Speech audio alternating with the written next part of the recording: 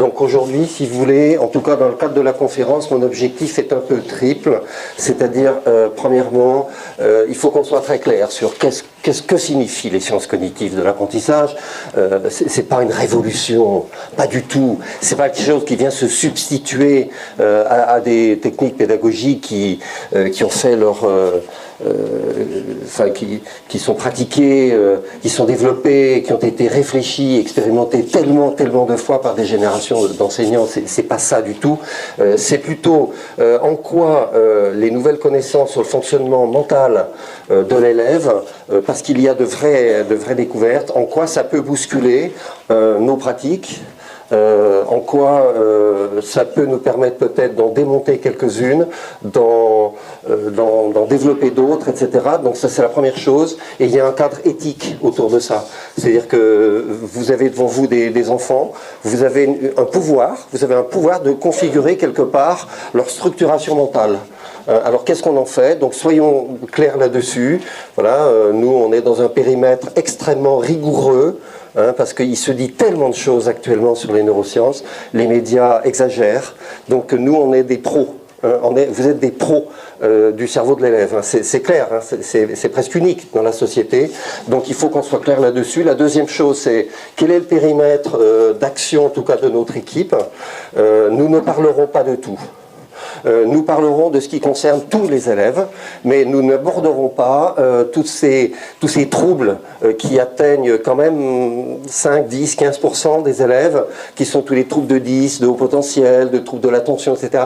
Nous n'en parlerons pas, tout simplement parce que nous n'avons pas l'expertise d'en parler. Ça ne veut pas dire qu'on n'a pas d'idée sur la question, mais ça ne serait pas sérieux, ça ne serait pas honnête d'en parler. Il y a des gens qui sont beaucoup mieux placés que nous pour le faire. Et la troisième chose, c'est finalement en classe, qu'est-ce que ça change?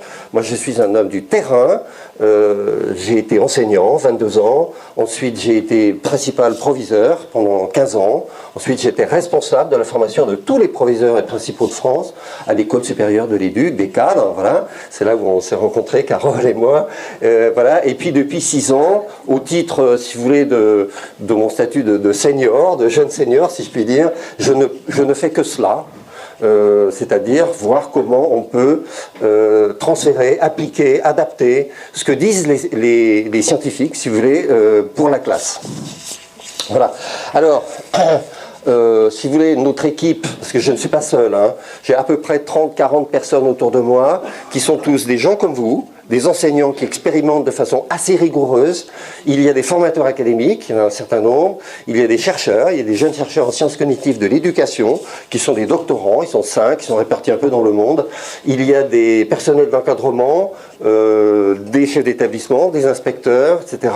Et puis il y a des personnes qui représentent des organisations hors éducation nationale, qui ont beaucoup de choses à nous apprendre.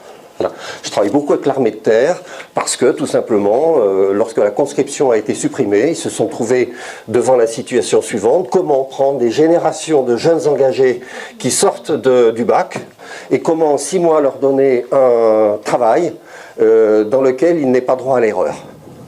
Moi je travaille avec l'école de Rennes, lorsque les jeunes qui ont 18 ans, qui viennent de lycée pro ou de terminale S, des gens extrêmement hétérogènes, ils ont 6 mois et ensuite ils seront seuls sur le terrain pour assurer les techniques de transmission, etc. Zéro erreur pédagogique. Ils n'ont pas le droit. Donc, qu'a fait l'armée de terre, en tout cas là-bas à Rennes, depuis quelques années? Ils se sont tournés vers les sciences cognitives. Parce que ça leur a ouvert, si vous voulez, des pistes pour être plus performants.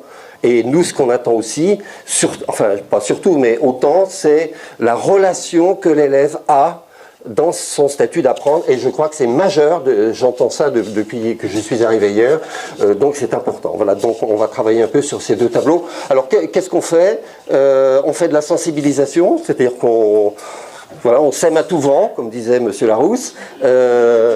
On dit en quoi ça consiste. On essaie de faire un peu le clair par rapport à ce tohu-bohu actuel sur les neurosciences, etc. Voilà, moi je donne beaucoup de conférences, j'en ai fait peut-être 250 je crois depuis 5 ans. On a eu ce fameux MOOC qui a quand même permis de participer 27 000 personnes dans le monde entier, 120 pays, etc., et qui a permis de lever beaucoup de choses, mais pas que ça, je participe à des colloques, etc.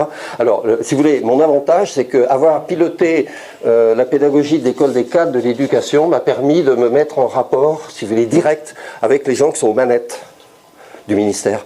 Je travaille avec l'inspection. Hier, j'étais avec avant-hier l'inspection générale. On s'est déplacé à Angers, où il y a une grosse dynamique qui ressemble un peu à la nôtre, etc. Donc on travaille ensemble. Vous voyez, ça me permet, moi je suis en contact aussi avec le conseil scientifique de Blanquer, enfin, toutes ces choses-là.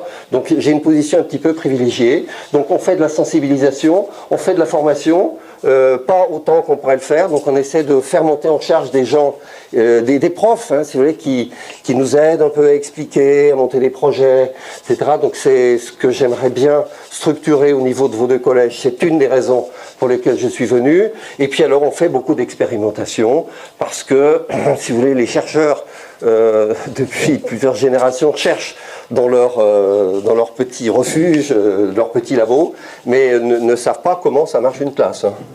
Ils vous expliquent plein de choses sur le cerveau, sur tout un tas de trucs, mais les élèves, ils ne connaissent pas. Et de l'autre côté, vous avez vous.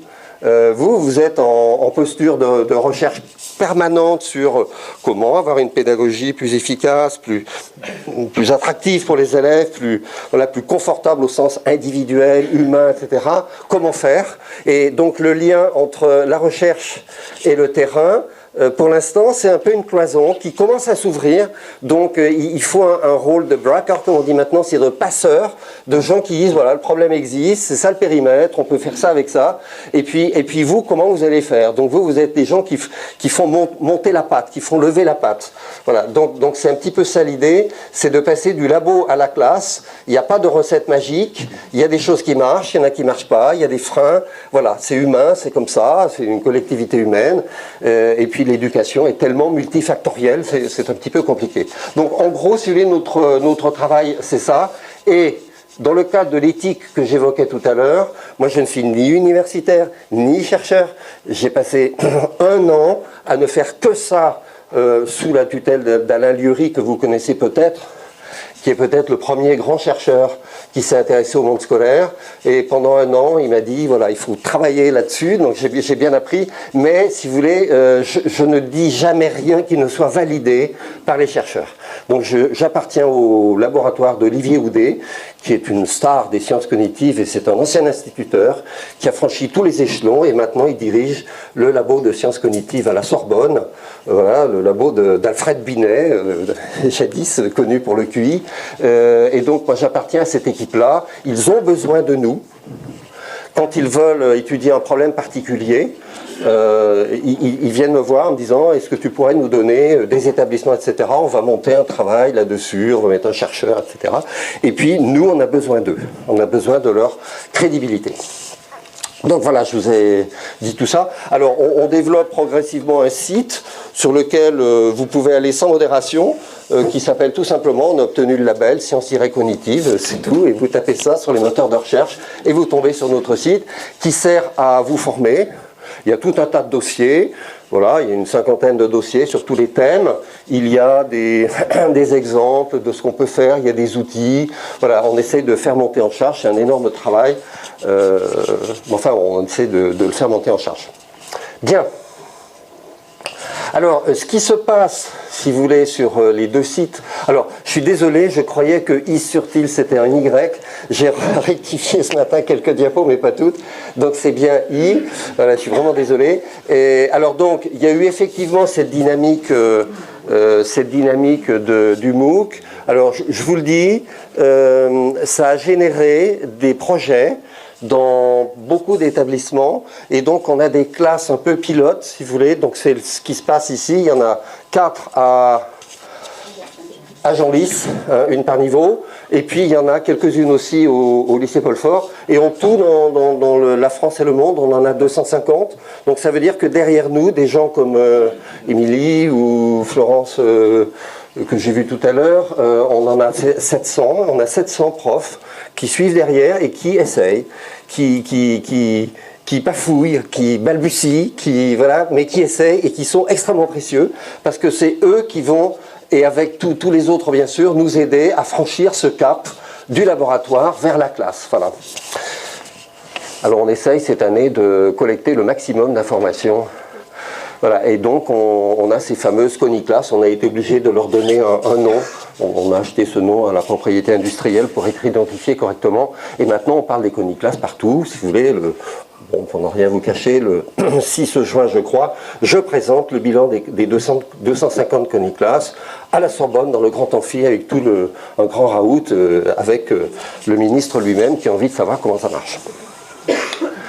Alors l'objectif, c'est évidemment en toute logique d'inscrire ce qu'on fait dans un projet académique. Alors je suis plutôt content, si vous voulez, que la rectrice de Dijon rentre dans cette affaire-là. Elle a été assistée à un cours dans une de nos coniclasses, dans une ville de Côte-d'Or ou de Saône-et-Loire, je ne sais plus exactement. Enfin, en tout cas, ça l'intéresse beaucoup. Donc ça, et j'ai lu le projet académique, on est complètement cohérent. Ça ne veut pas dire qu'on a le doigt sur la couture du pantalon, mais en tout cas, c'est cohérent. Et donc l'esprit, si j'ai bien compris, c'est de rendre les enseignants pas simplement des transmetteurs, mais ça vous en êtes convaincus, c'est de plus en plus d'être des producteurs, des gens qui testent, qui essayent, qui voient comment ça marche, comment on peut faire évaluer tout ça, et peut-être que ça modifie aussi la manière de travailler ensemble.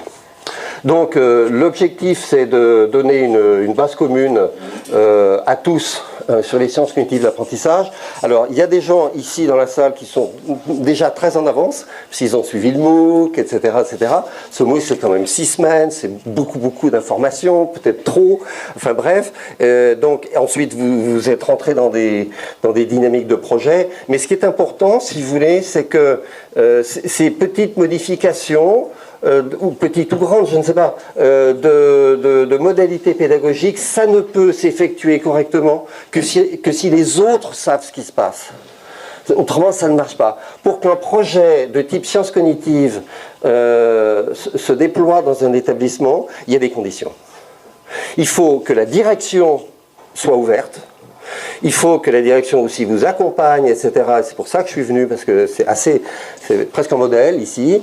Donc ça, c'est la première condition. La deuxième chose, c'est qu'il faut qu'il y ait un groupe de profs un peu punchy qui se disent ben on va essayer, voilà, si on se trompe c'est pas grave, on continue.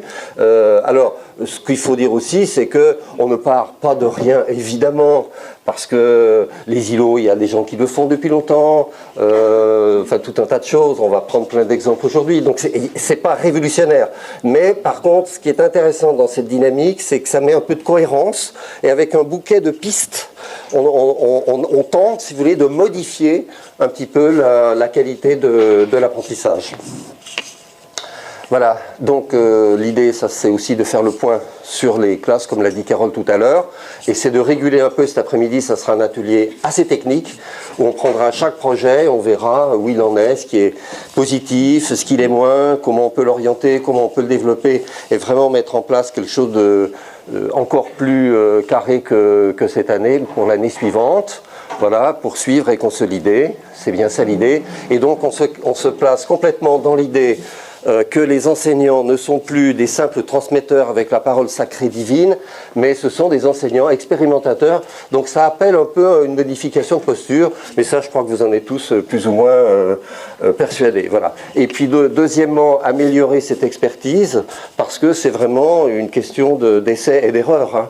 On essaye, on voit les fiches de mémorisation, la planification de la mémoire, toutes ces choses-là, comment ça marche avec des sixièmes, avec des troisièmes, avec telle filière, etc. Alors nous, on démarre de CE2 jusqu'à terminale, avec on a 2-3 classes prépa qui se sont mises dans le coup. Donc améliorer votre expertise professionnelle, c'est évident, et troisièmement, évidemment, essayer de la faire rayonner. On aimerait bien sûr convaincre le maximum de collègues. Alors, de quoi parle-t-on? Attention, il y a actuellement l'utilisation de tout un tas de mots, de formules. Nous ne sommes pas, figurez-vous, dans les neurosciences. Parce que les neurosciences, c'est une petite partie des sciences cognitives. Et ça, ce sont des abus. Parce que tout simplement, actuellement, les neurosciences, ça fait vendre. C'est lucratif. Les journaux se ruent là-dessus. Il y a des articles tout le temps. Voilà. Moi, je peux vous dire, On est sollicité en permanence, hein, sur les radios, les machins, les médias. Il va y avoir un prochain numéro de Sciences et Avenir sur les neurosciences où il y aura des coniclasses qui seront présentes, on travaille avec eux, etc. Donc neurosciences, c'est abusif. Les neurosciences, c'est une petite partie. Les neurosciences, c'est la science des nerfs, enfin du système nerveux de tout le corps. Or, il se trouve effectivement que le cerveau en fait partie. Hein, c'est un organe non des moindres. Mais c'est une connotation plutôt biologique, fonctionnement, etc. Mais c'est pas de l'ordre de la psychologie cognitive, la psychologie du développement de l'enfant. On n'est pas tout à fait là-dedans. Donc, méfions-nous. Hein, c'est pour ça que nous, on ne s'appelle pas neurosciences.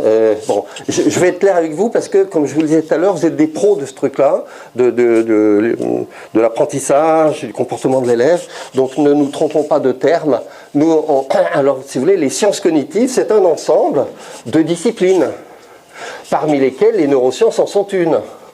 Voilà, psychologie, etc. Nous, on serait plutôt, quand je dis nous, c'est vous et moi, hein, on serait plutôt dans la psychologie cognitive, psychologie du développement, voilà. Mais ce qui est nouveau, en revanche, c'est que toutes les techniques de neuroimagerie, comment le cerveau fonctionne, ça veut dire quoi apprendre, qu'est-ce qui se transforme dans le cerveau quand on apprend, quand on oublie, etc. Toutes ces choses-là, on les objective avec des techniques de neuroimagerie qui sont c'est pas la vérité absolue, hein, soyons très prudents, mais en tout cas ça apporte quand même des éléments qui permettent de dire non, c'est pas comme ça que ça marche, c'est autrement. Voilà, donc c'est pour ça que nous on a adopté, et d'ailleurs la plupart des collègues le font, enfin les gens qui font comme nous, mais il n'y en a pas beaucoup, on est très peu d'équipes, nous on s'appelle neurosciences cognitives, voilà, et comme je vous le disais tout à l'heure, il ne s'agit pas d'une révolution, il s'agit d'une évolution, mais ça permet quand même de caler un petit peu les choses. Il faut qu'on soit clair hein, là-dessus. Voilà, donc la grande question c'est, est-ce que nos pratiques pédagogiques sont adaptées à ce que l'on sait du fonctionnement du cerveau de l'élève? Alors, la réponse, elle est un peu triple. Si vous voulez, il y a des choses qui... D'ailleurs, je crois que j'ai un... Non. Elle est peut-être plus tard, la diapo, je ne me rappelle plus. Donc, si vous voulez, il y a des choses qui sont confirmées, c'est clair. Hein, on ne va pas balayer d'un coup les découvertes de pédagogues de génie. Enfin, je veux dire, Montessori, c'est encore vrai.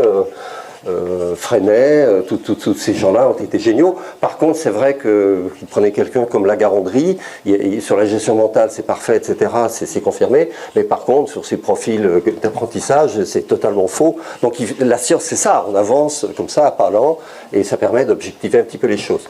Alors, ce qui est intéressant, si vous voulez, dans les neurosciences cognitives, c'est que ça concerne tous les élèves, ça c'est clair, tous les élèves. Les processus sur lesquels nous on travaille, qui sont mémorisation, compréhension, c'est quoi comprendre?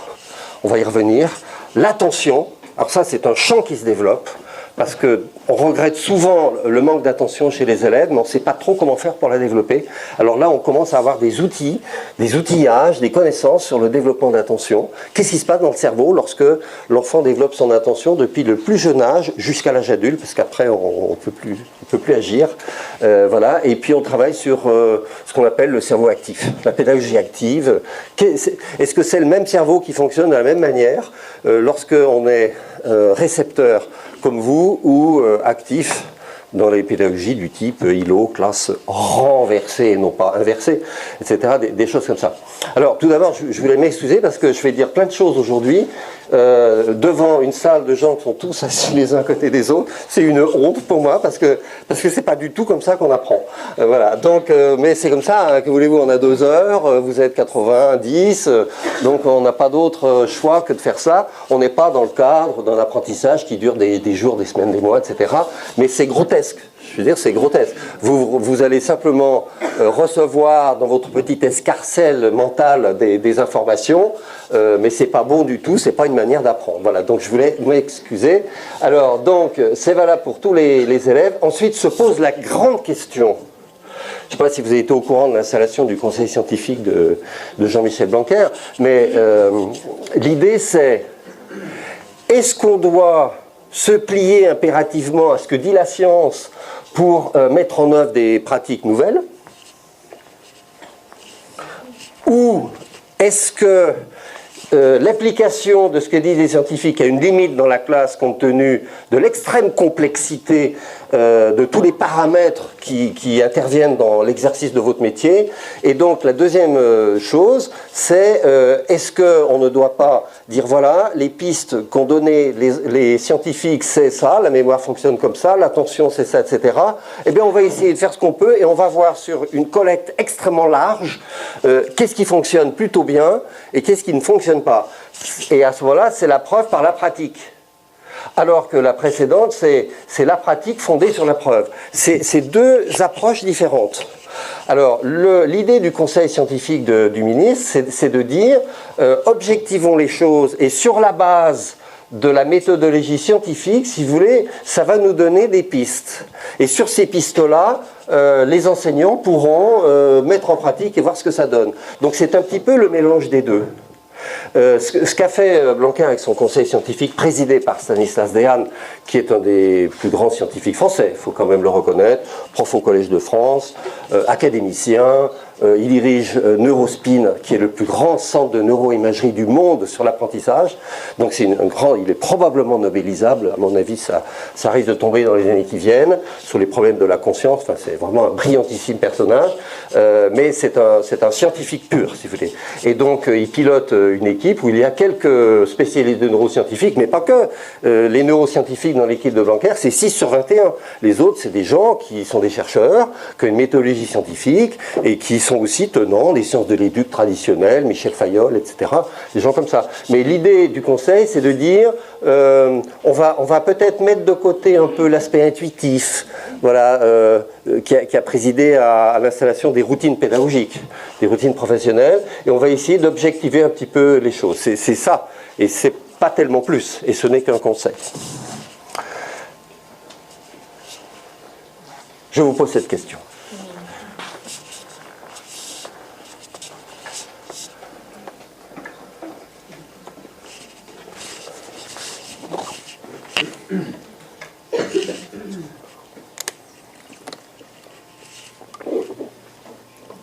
Alors, peut-être commenter un tout petit peu pour que ce soit clair. Le rythme expansé de consolidation mnésique, c'est tout simplement l'idée que lorsque vous apprenez une information, vous voulez apprendre une information, quelle qu'elle soit, une expression de langue étrangère, une information dans votre discipline ou autre, etc., vous allez l'oublier. C'est inévitable. Donc il va falloir la réapprendre. On appelle ça la réactivation, ça correspond à des phénomènes biologiques. Et puis vous allez l'oublier à nouveau. Donc il va falloir la réapprendre. Mais pas avec le même écart de temps. Parce que si vous la prenez une deuxième fois, vous allez la garder mieux. Donc vous allez pouvoir expanser l'écart. Et la deuxième fois, ça ne sera pas encore bon. Vous la garderez, certes, pendant un temps plus long, mais elle va aussi s'estomper. Parce qu'on a des molécules qui font ce travail-là, de saper le travail d'apprentissage. Il y a des molécules dédiées dans le cerveau qui servent à démolir les fruits de l'apprentissage. C'est comme ça, voilà, c'est le fonctionnement de la nature. Donc il faut, pour consolider une information en mémoire, il faut la réapprendre plusieurs fois, on dit 4, 5 fois, avec des écarts de temps de plus en plus grands. C'est ce qu'on appelle la consolidation à rythme expansé. Qu'est-ce que l'oubli? Voilà, c'est quoi l'oubli, au fait? Voilà. Le space learning, c'est tout simplement que votre cerveau apprend lorsque vous n'avez pas la conscience d'apprendre. Vous apprenez, les profs de maths ici, profs de maths, vous êtes prof de maths, je vous ai vu tout à l'heure, vous apprenez une propriété à vos élèves, d'accord? C'est compliqué pour les enfants d'articuler les arguments, la logique, comment je dois dérouler le raisonnement, cette figure correspond à quelle problématique mathématique, etc. C'est compliqué à faire tout ça. Eh bien, l'expérience montre qu'il est préférable de le faire, je vous dis caricaturalement, il est préférable de le faire en 2 fois 1 heure, séparé de quelques jours, plutôt qu'une fois 2 heures. Parce que tout simplement, quand vous avez installé des choses pendant la première heure, l'élève après, il mène sa vie. Il mène sa vie. Il va en récré, il fait un autre cours, il rentre chez lui, il dort, il rêve, enfin et voilà tout ça. Et pendant tous ces temps-là, inconsciemment, il continue à construire ce que lui a fait faire son prof de maths. Et quand il reprend, si vous voulez, la deuxième fois, la deuxième séquence, c'est plus structuré. c'est plus clair. C'est exactement, le space learning, c'est exactement cette impression que vous avez sans doute tous ressentie. Une situation difficile que vous essayez de débrouiller de votre vie personnelle, vous êtes le soir et vous dites cette situation-là, mais comment je fais? Il y a ça, ce paramètre, mes enfants, le truc, etc. Tout ça c'est un peu confus. Vous avez du mal à tirer ce qui va vous permettre de décider, voyez-vous. Or, dans le cerveau, on a des mécanismes. On a même des populations de neurones qui sont chargées de ça, qui éliminent ce qui n'est pas pertinent. C'est extraordinaire. On nous a offert ça. Donc ça élimine ce qui n'est pas pertinent, ça fait le ménage. Et d'autre part, ça permet de mieux articuler les arguments logiques entre eux. Parce qu'on a un cerveau qui est basé sur deux fonctionnements naturels, qui sont la logique et la statistique. Un cerveau évalue en permanence quelle est la meilleure solution possible de toute situation. C'est comme ça, on appelle ça le cerveau bayésien, c'est statistique, voilà. Et d'autre part, c'est infiniment logique. Lorsque vous êtes dans une situation illogique, par exemple, vous dînez un soir avec quelqu'un qui vous raconte des histoires à bracadabrant, c'est insupportable pour vous. Dites, mais il a un problème, ce monsieur ou cette dame, etc. Dès que vous voyez quelque chose qui n'est pas cohérent avec le reste, ça vous choque. Parce qu'on est dans un système de logique. Alors, vous expliquez comment, pourquoi, je ne sais pas. Mais en tout cas, c'est comme ça. Et donc, le space learning a donc des vertus, si vous voulez, dans le temps. C'est-à-dire, le cerveau est à la fois extrêmement fulgurant. Vous êtes capable de percevoir, de comprendre plein de choses. Il se passe des tonnes de trucs en des temps extrêmement courts. Mais par moment, le cerveau est très très lent.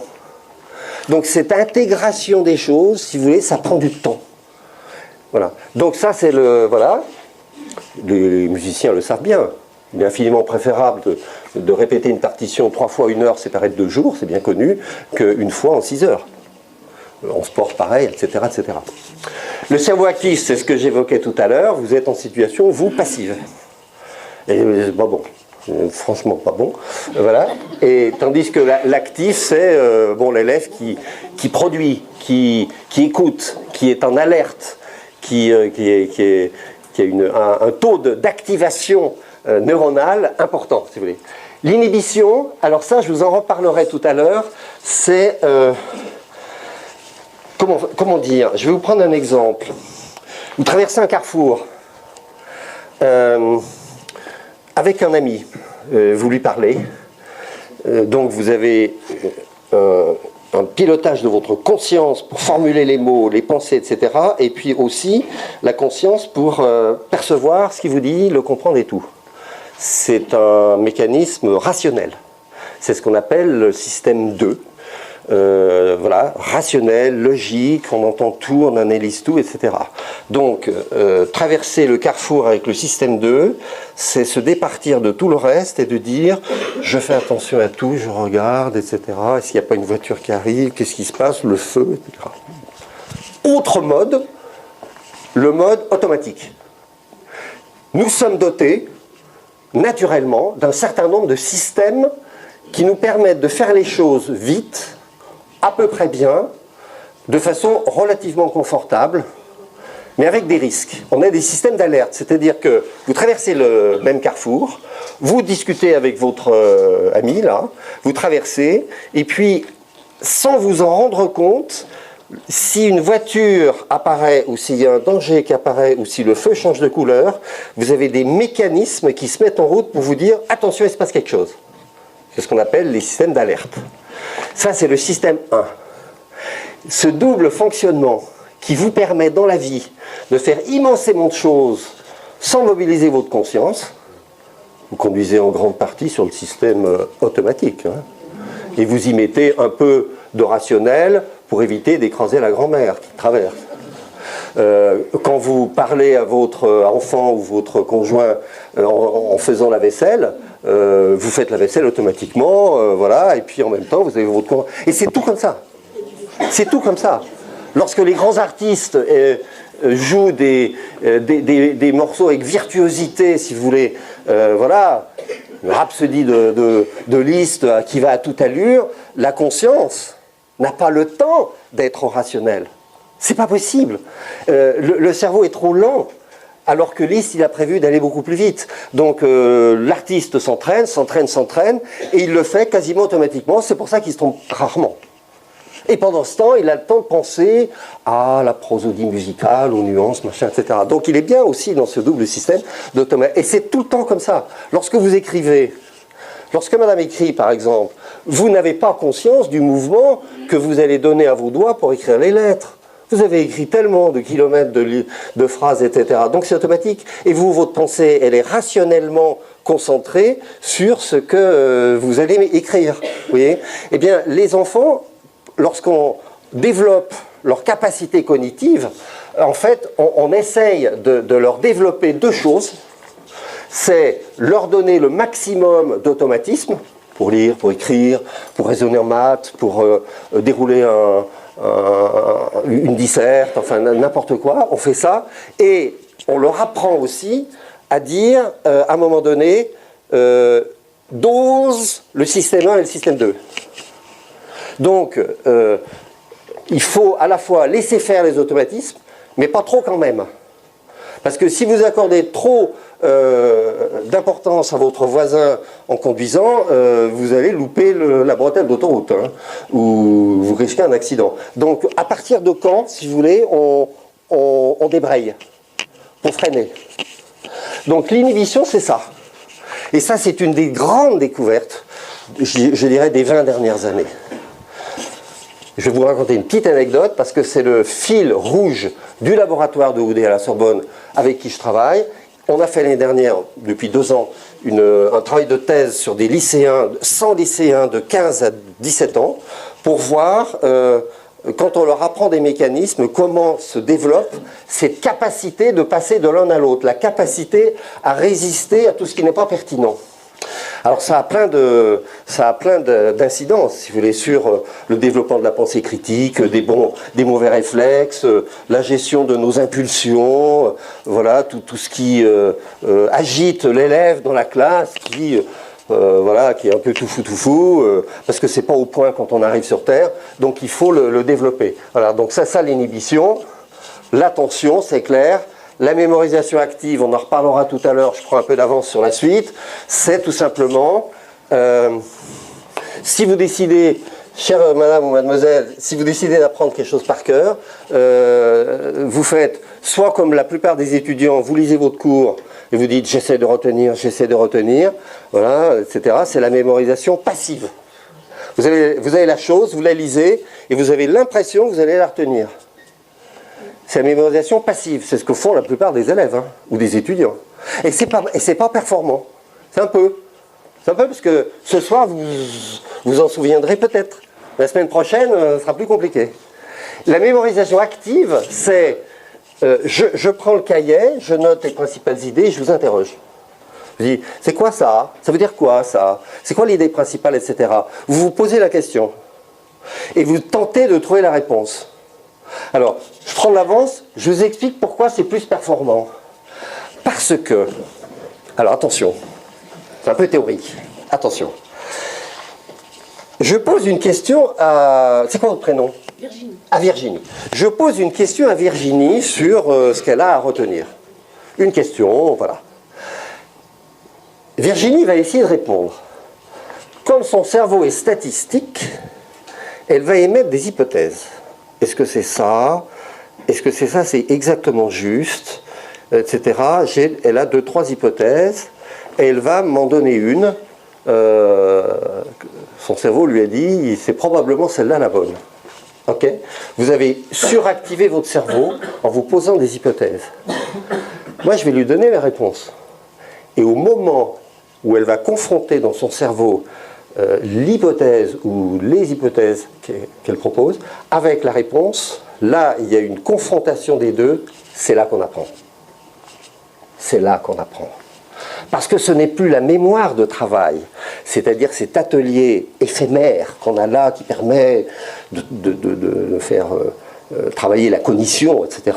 C'est plus ça, c'est plus cette mémoire éphémère qui travaille comme quand Virginie lit son cours ou son texte, mais c'est un appel à la mémoire à long terme.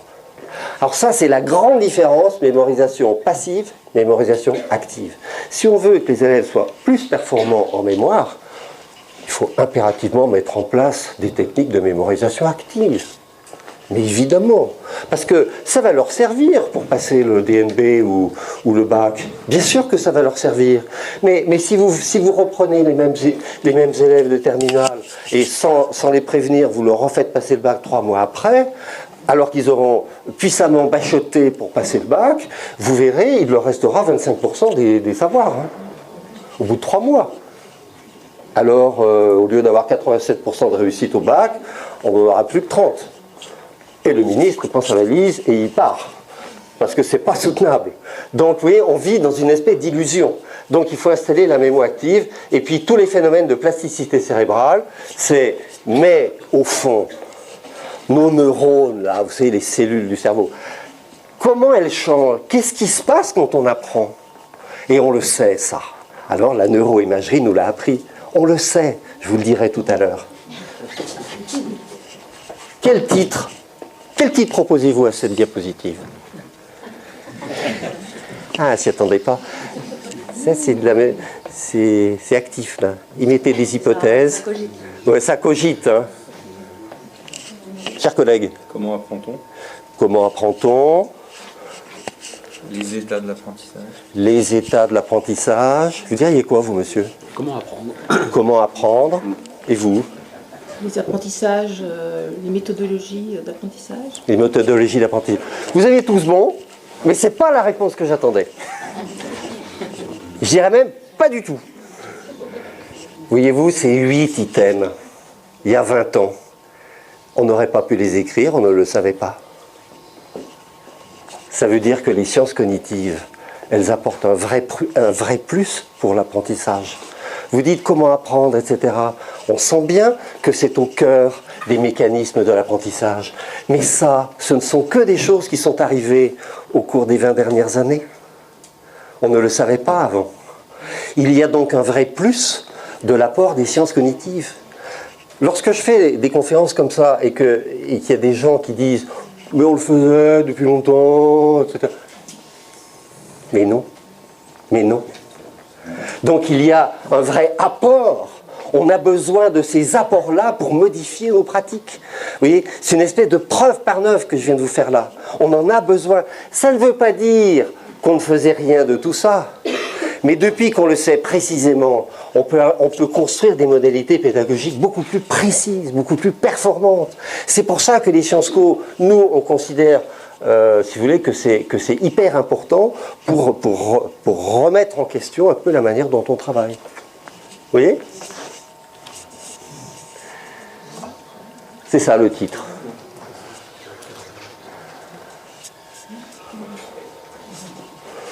Si vous avez un gros souci à l'œil, vous allez voir plutôt quelle équipe. L'équipe médicale de droite ou celle de gauche? Plutôt, ouais, je pense aussi. Donc la question c'est, est-ce qu'on fait plutôt confiance à une équipe pédagogique qui sait comment un peu ça fonctionne là-dedans, ça se construit avec des modalités adaptées, voilà, ou bien si on en reste sur les routines ancestrales. C'est pour ça que Daen dit, partout où il passe, il dit « l'enseignant ne peut plus ignorer la manière dont le cerveau fonctionne ». Donc, l'idée c'est quand même que on s'engage vers des horizons un petit peu nouveaux dans la mesure où vous savez mieux comment l'enfant apprend, voilà, mais vraiment de façon plus objective, mais nous n'en sommes qu'au début. C'est une nouvelle ère qui s'ouvre et c'est un petit peu l'esprit dans lequel on arrive dans les deux collèges. C'est-à-dire, il y a rien, il y a des choses dont on est à peu près sûr, mais savoir comment ça va marcher dans les classes, si ça va avoir des effets bénéfiques, positifs, etc., demain, la semaine prochaine ou dans 6 mois, on ne le sait pas encore vraiment. Donc on sait qu'on peut s'asseoir sur des fondements, si vous voulez, crédibles, mais on ne sait pas encore trop comment ça va se faire. Donc la balle, elle est dans le camp des profs. Et ça ne viendra pas du ministre, hein, ni des décrets ministériels. Hein. C'est vraiment un boulot de terrain. Vous devenez des metteurs en œuvre, des expérimentateurs, je ne sais pas trop comment on peut dire, mais c'est un peu l'esprit du rectorat de Dijon. C'est un peu ça. C'est dire on compte sur vous pour essayer de voir ce qui marche et puis après de diffuser autour de vous, de rectifier, etc. Alors pourquoi c'est un peu nouveau par rapport à tout un tas de projets, parce qu'il existe mille et un projets dans tous les collèges, c'est que les sciences cognitives c'est complètement transdisciplinaire.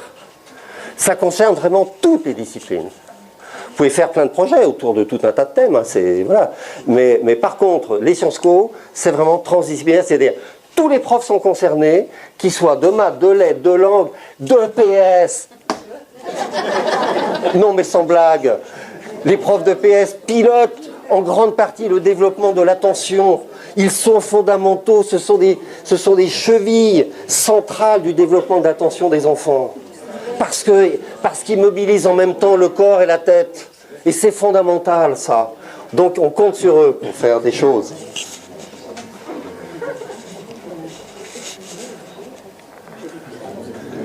Voilà.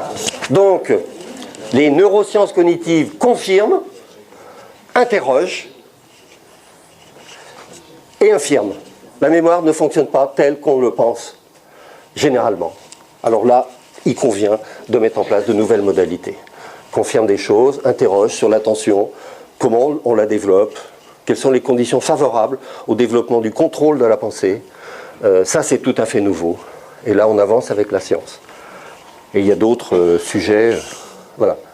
À vous. Vous classez à gauche ce qui vous semble vrai et à droite ce qui vous semble faux.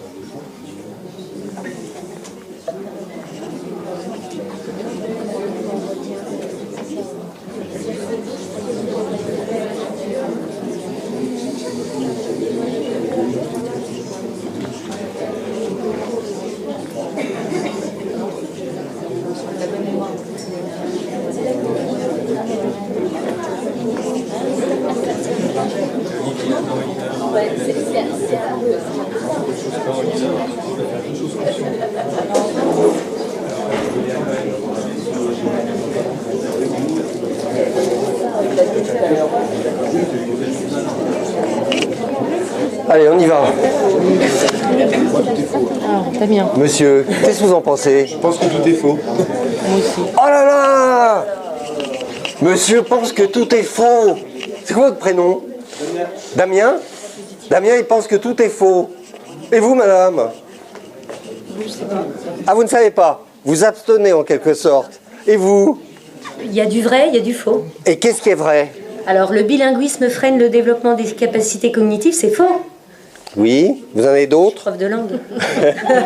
Et vous, madame? Je ne sais pas. Vous ne savez pas non plus. Alors, c'est intéressant, voyez-vous, ce test. Je vais vous donner la réponse.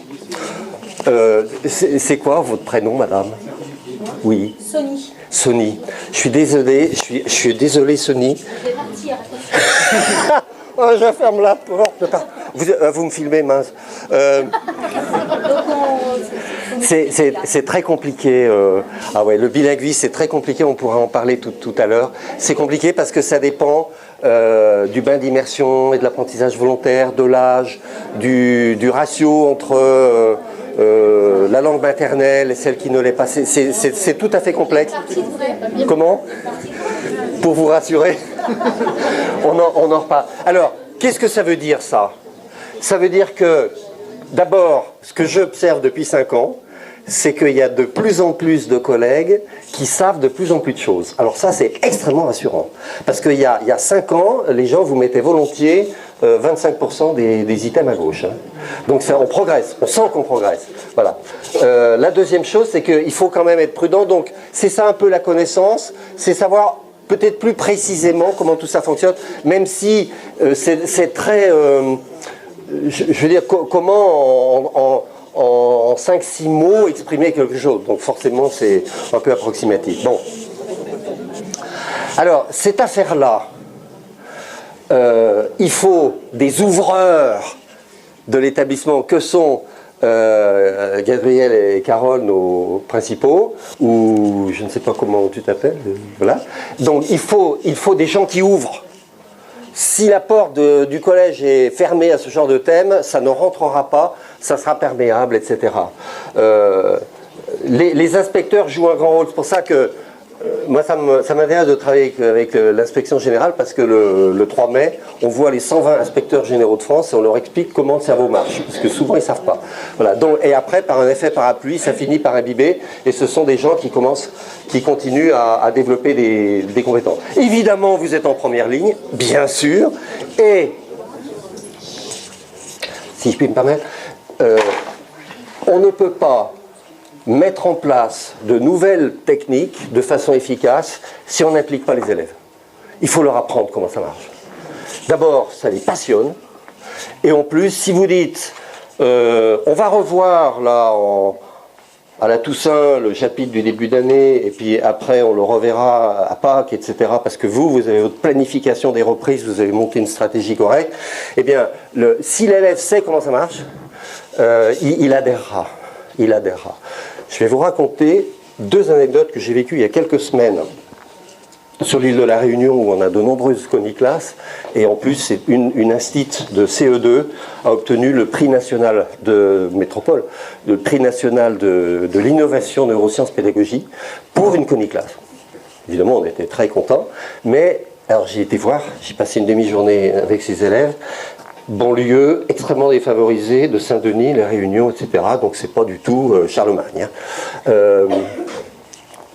La dame commence le matin avec, bon, elle appelle ça un billet d'humeur. Bon. Ensuite, elle fait un petit temps de calme des esprits, de centration sur soi, etc. Voilà. 3 minutes, histoire de centrer les enfants sur ce qui va se passer dans la matinée. Elle trouve que c'est indispensable. Elle a organisé ce temps-là à sa manière, voilà. Et ensuite, elle fait un petit clickers de conjugaison. Petit clicker, c'est un système de test extrêmement rapide. Elle pose des questions de conjugaison avec des choix multiples, et les élèves ont un QR code. Voilà, c'est une figure carrée avec 4 possibilités de réponse, et les élèves, selon la manière dont ils orientent leur QR code, se prononce pour une des 4 solutions, et la prof, avec son téléphone, elle scanne extrêmement vite avec son petit appareil photo, elle scanne très vite comme ça, et sur son téléphone, elle voit les réponses de tous les élèves. Donc c'est des manières de faire des tests, vous n'avez pas besoin de corriger, c'est très rapide et vous savez exactement qui a répondu quoi. Et elle se tourne vers une élève et lui dit mais Anna, je ne sais plus comment elle s'appelait, mais Anna, là, tu es sûre de ta réponse? Parce que c'était la seule qui n'avait pas répondu comme il faut. Et la fille m'a scotché. Elle répond et elle dit, elle a bien senti qu'elle n'avait pas répondu juste, elle dit « Oh, excusez-moi maîtresse, j'ai oublié de freiner mon système 1. »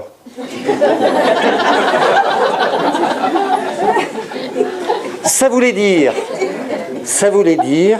que la petite de 8 ans, pas issue d'un milieu hyper favorisé, elle était dans la métacognition, c'est-à-dire qu'elle se voyait penser. Et elle voyait l'idée, j'ai répondu trop vite, j'ai oublié de raisonner. Donc quand on est dans la métacognition, surtout pour un enfant, on est capable de piloter son cerveau. Et c'est là où on progresse. C'était génial. Et après, je pose la question, toi jeune fille, tu te couches à peu près vers quelle heure? Elle me répond, oh, à peu près 8 heures. Je me suis dit, c'est pas mal. Enfant de CE2, 8 heures et tout. Et il y avait un jeune homme, j'ai dit, et toi?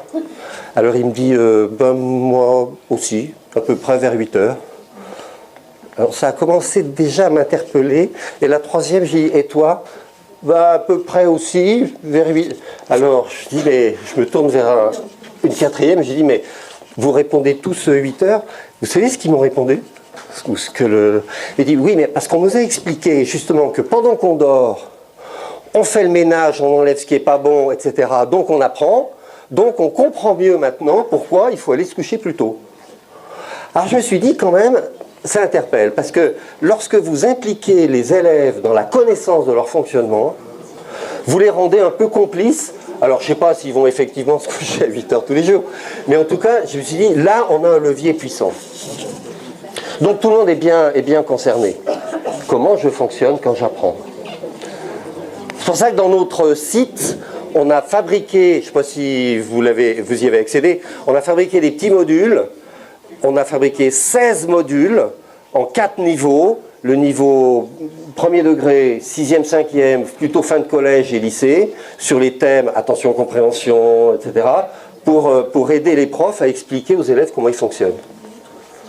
Alors ce n'est pas des cours, c'est que des exercices, parce qu'il ne s'agit pas de transformer les neurosciences cognitives en une discipline de plus, on n'est pas là-dedans. Mais si par exemple vous dites, on va faire un peu de mise au calme ou de transmission de consignes en EPS, etc., pour développer l'attention, ou voilà, j'ai plein d'exemples dans ma besace, eh bien vous passez la partie, uniquement la petite partie sur le développement d'attention. Donc ça donne un sens à votre modalité. Et les élèves, on remarque qu'ils adhèrent et que ça aide évidemment le prof.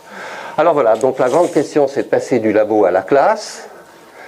Et les grands thèmes sur lesquels on travaille, la mémoire qui est le grand maillon faible de notre système, la compréhension, c'est quoi comprendre, on va y revenir, l'attention, c'est quoi le développement de l'attention, les émotions, tout ce qui est spontané, la distraction, etc., ça vient plutôt du pariétal ici, et le contrôle, il se fait plutôt devant. Ça, c'est très archaïque dans l'histoire de l'humain.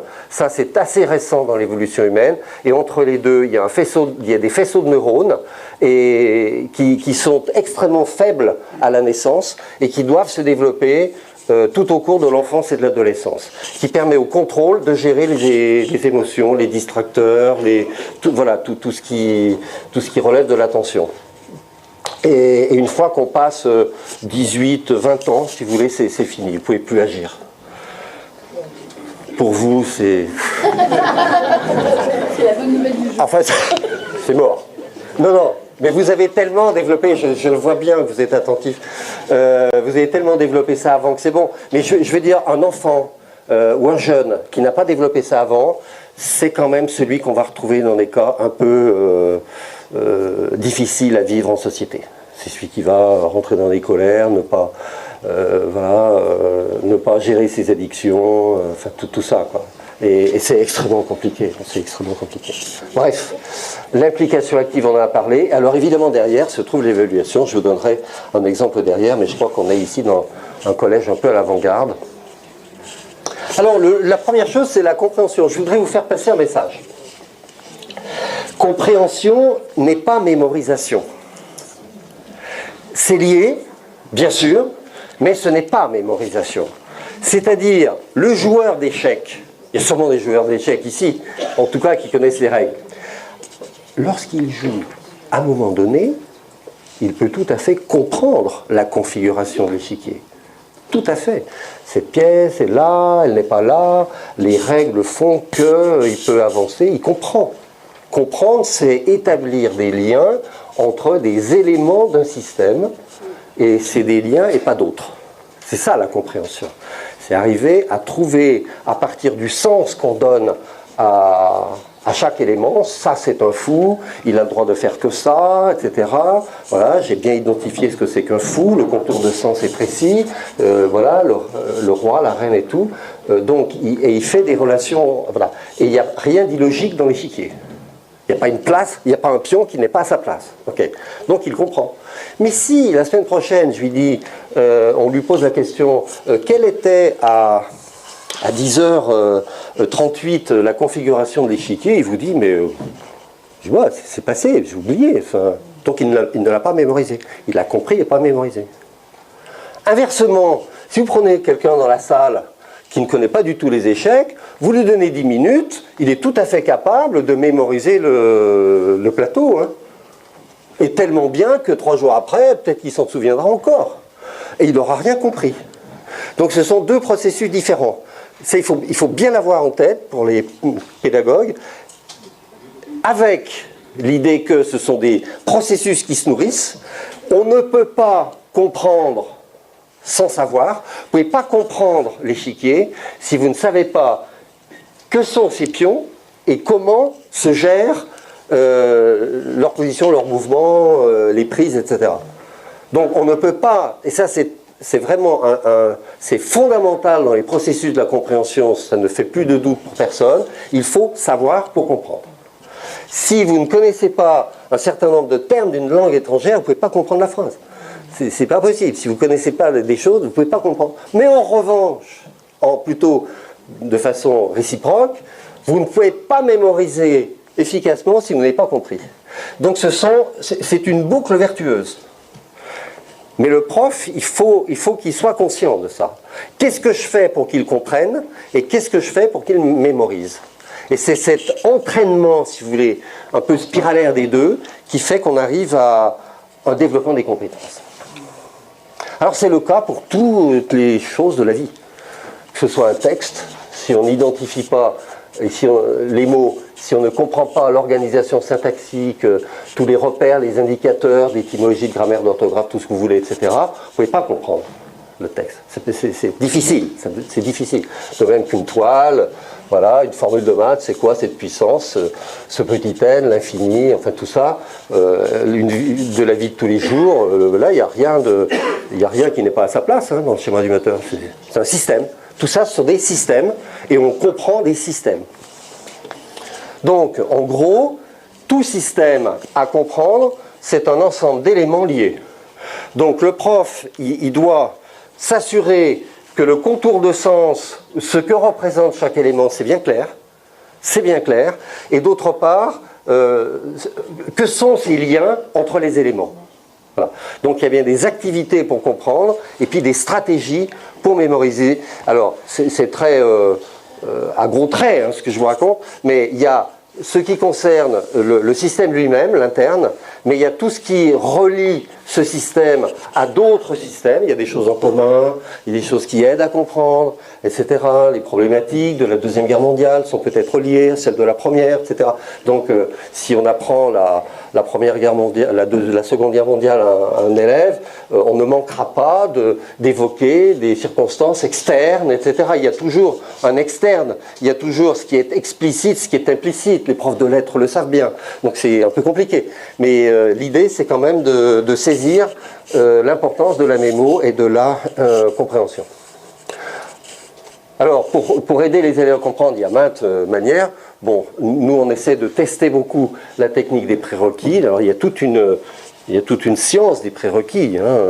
Les prérequis, c'est ce qui va permettre au maximum d'élèves de comprendre le maximum de choses quand on traite une situation. Et c'est prérequis, donc c'est en amont. Donc l'idée, c'est de faire un peu de pédale inversée, mais bien organisé. C'est-à-dire, je flèche les éléments indispensables pour comprendre ce qui va se passer. 1. 2. Quelle activité je propose aux élèves pour essayer de les réactiver ou de les apprendre. Voilà, le minimum de base pour éviter que les gamins décrochent. Et puis, troisièmement, ils ont fait ou pas fait le boulot. En tout cas, au moment de démarrer, je fais un test pour voir s'ils l'ont fait.